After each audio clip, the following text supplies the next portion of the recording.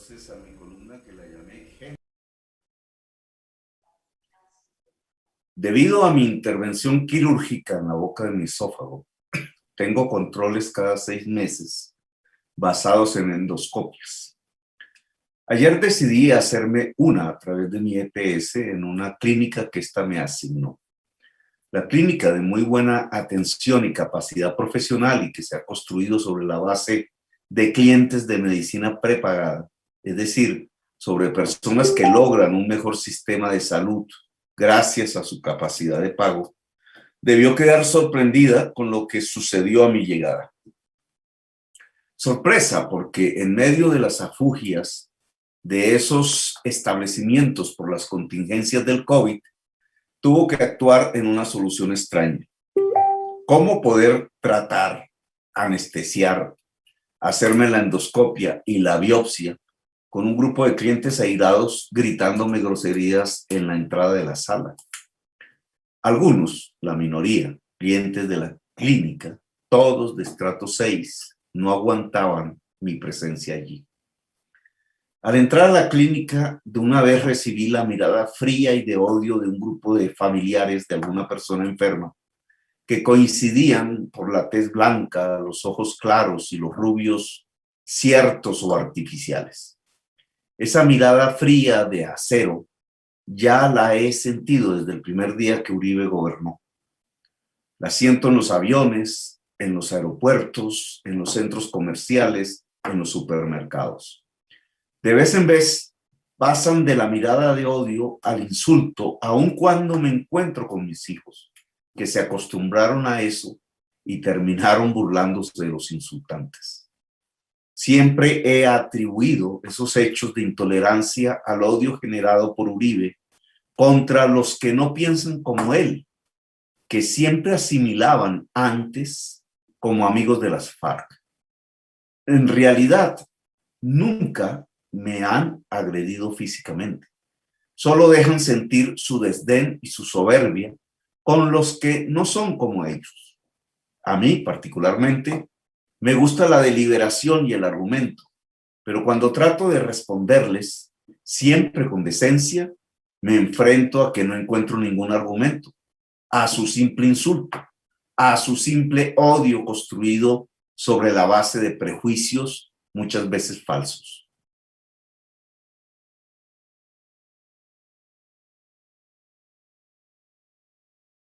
Me interpeló. Al principio creí que era para interrogarme con inquietudes sobre la situación que vive el país. Llegué a pensar que me iban a abrazar, como suele sucederme cuando estoy en el estrato 1, 2 o 3. Y se me olvidó por un momento el tipo social de clientes de la clínica e ingenuamente brindé mi mano cerrada para saludar como toca en los tiempos del COVID. A lo que respondieron retirándose con agresividad. Algo sorprendido, mis largos meses en Europa me habían hecho olvidar la realidad política del estrato 6 colombiano. Supuse que se repetía una escena más de las personas que han logrado una vida más privilegiada frente a una persona que no se acomoda a sus concepciones. En general, una escena más construida por personas que se han dejado engañar por los fake news uribistas o de sus propagadores en medios que se visten de periodismo cuando son propagandistas. Y no estaba realmente equivocado. Entre sus improperios, que algunos, pocos para decir verdad, de los asistentes aplaudían, repetían que tenía una casa de $5 millones y que la compraba con lo robado. Algo de ironía asomaba en mi pensamiento porque ahora y debido al alza de la tasa de cambio, he tenido serios problemas para pagar mi cuota hipotecaria que ya tiene meses de atraso, porque el embargo de mi sueldo y los costos de estudios de mis hijos fuera del país me lo impiden. Les dije que mi casa valía quizás la 10ª parte de lo que decía y que adeudaba la mitad, pero eso no era lo que les interesaba. Lo que les interesaba era insultarme, sentir el placer del insulto frente a mí. Querían descargar en mí la responsabilidad de la situación del país.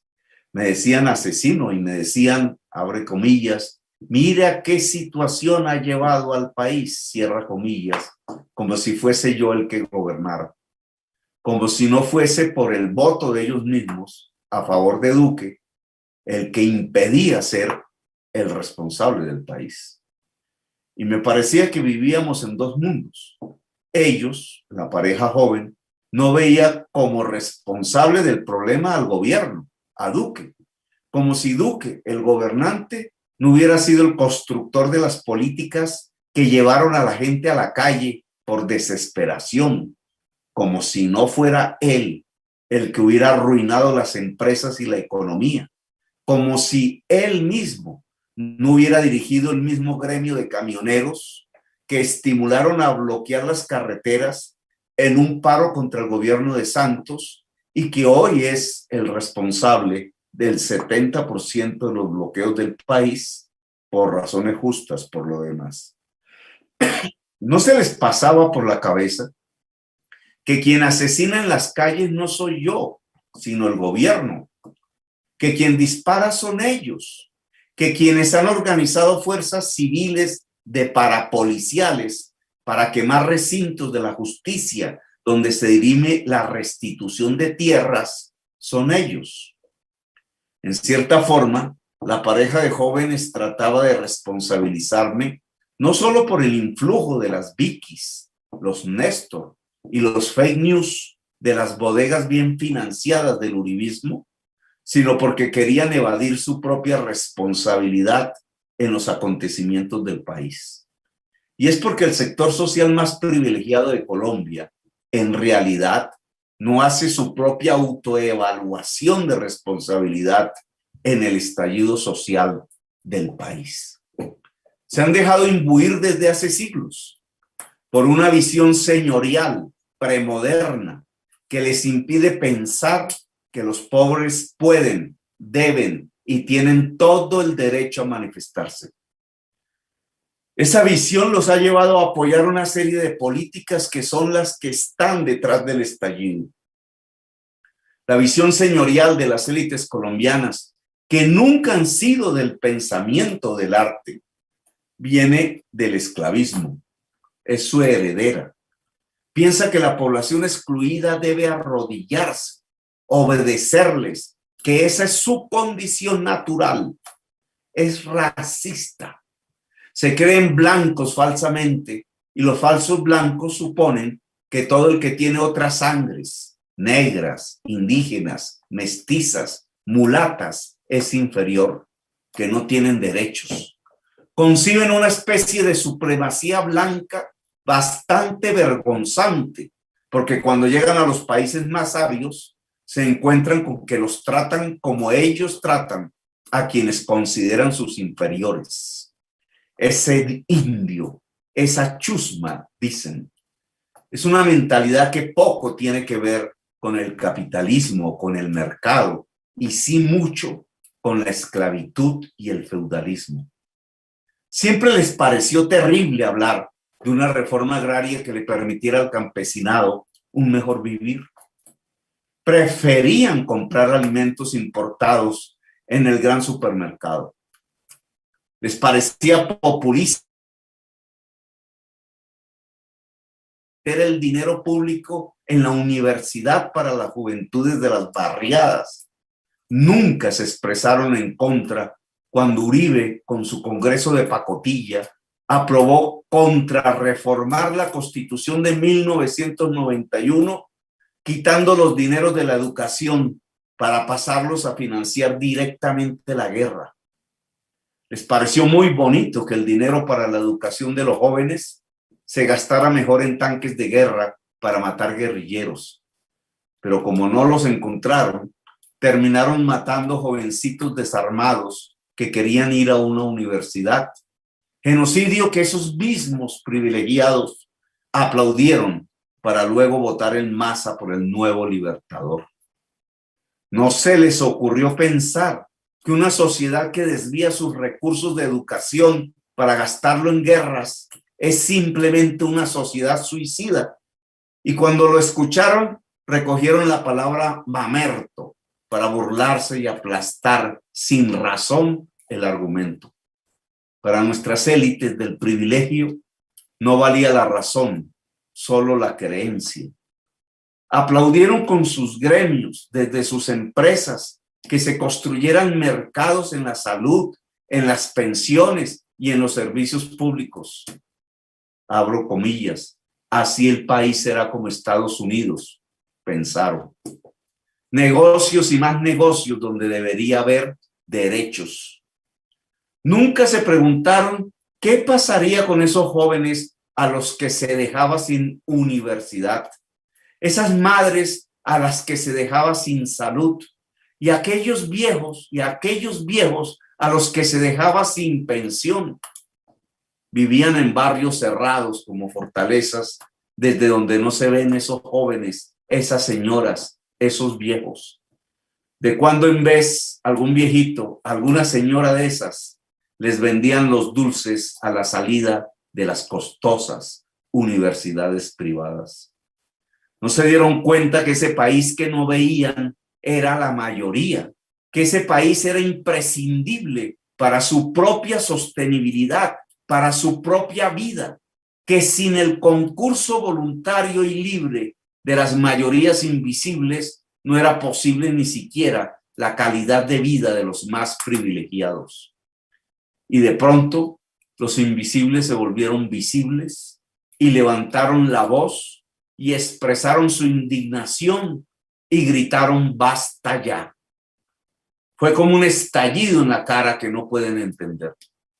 Abro comillas. Tengo derecho a pasar. El que tiene con qué, tiene el derecho a ser libre y circular por donde se le da la gana. Esa es la libertad, según ellos. La carretera es para quien circula las mercancías y para quien puede pagar el peaje. Abro comillas. Tengo derecho a impedir que indígenas rurales entren a mi ciudad, dijeron. Que se vayan a su hábitat natural, clamó el senador, y dispararon. Tengo derecho a que no me perturben con sus gritos. Tengo derecho a que no se expresen, a que nos dejen tranquilos, pensaron. Pero el mundo ya no es así. Esa juventud popular que indignada pide un lugar en la tierra ya no retrocederá. No importa cuántos maten, no importa cuánto terror despidan en las palabras, no importa cuántos alaridos den, ya no retrocederán porque ya no tienen nada que perder. Es Petro el culpable, gritaron. La propagandista dijo, basta ya de Petro, y no se dieron cuenta que eran ellos los culpables, que el basta ya social va hacia ellos. Y claro, nuestra sociedad privilegiada que no es capaz de evaluarse a sí misma y su papel en la violencia y la injusticia en Colombia, decidió echarme la culpa. Así de pronto se podía impedir que fuese presidente. Es Petro el culpable, el incendiario, el vándalo. Qué fácil era decir eso para evadir su propia responsabilidad, la de su voto, la de su apoyo político y social a un régimen profundamente corrupto, mafioso e injusto. Si Petro siempre ha apoyado a los pobres, pues es el responsable que la juventud pobre se rebele, como si esa juventud fuese de zombies, como lo son ellos frente a RCN o Caracol. Y pueden ahora aplaudir a Duque, como algunos ciudadanos de Ciudad Jardín de Cali, porque creen a pie juntillas que con fusiles, golpes, asesinatos y terror se puede disciplinar a los pobres, arrodillarlos, silenciarlos para que todo siga igual.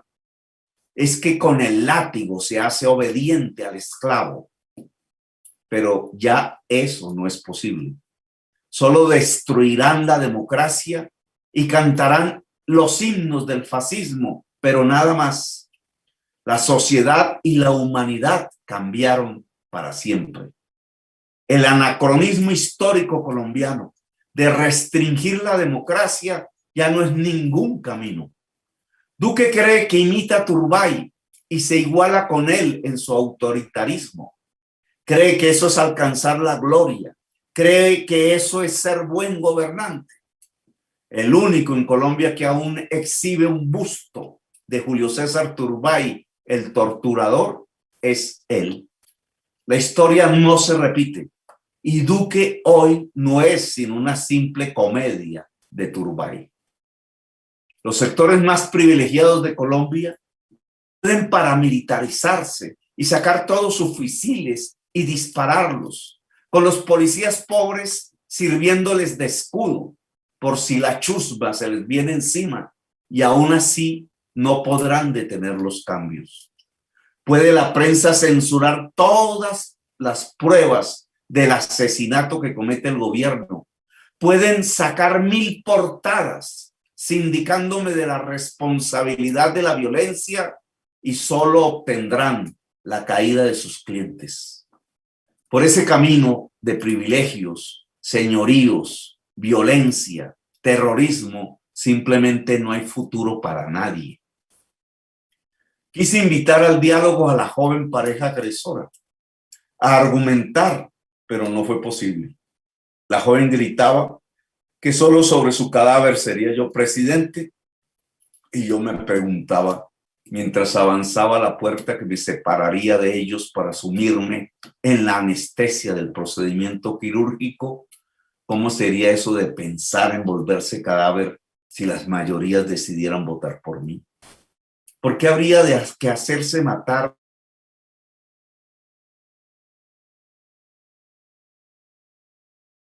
Si lo que vendría sería la gran aventura de la libertad y la emancipación. Qué tonto pensar en una muerte juvenil cuando deberíamos vivir los nuevos tiempos y embriagarnos con las nuevas posibilidades. Primero muerta que usted, presidente, gritaba, y pensaba que eso es lo que había llevado a tantos millones de personas a aplaudir el fascismo y el genocidio, a aplaudir que fueran ejecutados 6.402 jóvenes. Toda esta intención de responsabilizarnos de lo que no hemos hecho tiene que ver con una evasión de responsabilidades de ellos mismos. Y por allí no hay solución a los problemas del país. El camino de la solución es otro. Nada sacan los privilegiados de siempre o los nuevos del narco disparando a jóvenes pobres. Solo profundizarán el problema. Ya dañaron la economía, ya la arruinaron, ya el uribismo produjo que le quitaran el grado de inversión a Colombia, con lo que crecer será más costoso. Ya condenaron al hambre a la mitad de la población, ya hicieron trizas la paz. Este es el resultado de ese programa. Creyeron que yo sería el que traería esa pesadilla y por eso votaron por Duque, pero fue Duque el que la construyó. Pensaron que yo arruinaría la empresa privada, pero fue Duque el que la arruinó. Sí, señoras y señores, el votar por el no a la paz traía esto como consecuencia. Hacer trizas la paz, como cualquier ser humano cuerdo lo reconoce en cualquier parte del mundo, era hacer trizas el país. Ya ustedes, señores uribistas, incendiaron el país. Ya hicieron real el plomo, es lo que hay. ¿Les gusta ese país que nos entregan? Yo creo que no. A nadie le gusta este país que tenemos. Entonces actuemos y entremos en cordura. Cuando Europa salió de la Segunda Guerra Mundial, en donde murieron 50 millones de sus ciudadanos, cuando Estados Unidos vio derruirse toda su economía y estar al borde de una revolución, actuaron con cordura.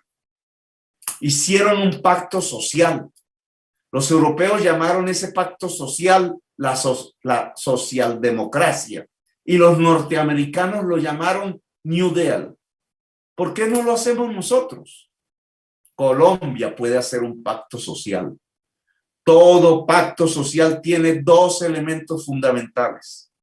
Los que tienen aportan con sus impuestos y los que no reciben derechos. Es la base de un Estado democrático y es la base de la paz. Los invito a eso, señores del privilegio. En vez de evadir responsabilidades, volviéndome responsable de lo que no he hecho. ¿Quieren negocios? ¿Quieren calidad de vida? ¿Quieren no ser molestados? Entonces hay que lograr que esas mayorías nacionales tengan qué comer, dónde trabajar, dónde estudiar y cómo pensionarse. El pacto social se puede convocar con el gobierno de Duque, Uribe o sin ellos. Si a ellos no se les da la gana de andar conjuntamente con nosotros este camino, de todas maneras puede comenzar el pacto social con el diálogo. La Iglesia Católica podría ser la mediadora entre los empresarios caleños, incluidos los de Ciudad Jardín y los líderes juveniles de la resistencia. Por allí se podrían dar cuenta que no son enemigos y que pueden construir juntos un nuevo país. El Consejo Intergremial debería reunirse con el Comité de Paro. Los camioneros deberían reunirse con nosotros. Los indígenas con la élite vallecaucana. La ANDI Pro Bogotá, que han sido las asociaciones empresariales que han impulsado propuestas de avanzada, deberían ayudarnos en el esfuerzo del pacto social. El primer gran acuerdo debería consistir en que la protesta es un derecho fundamental que no debe ser vulnerado violentamente por el gobierno. Eso ayudaría a pasar de los bloqueos a las grandes manifestaciones pacíficas. La Constitución prohíbe dispararle a los manifestantes. El pacto social no es un escenario para el SMAT y el general Vargas. En realidad los deja sin oficio.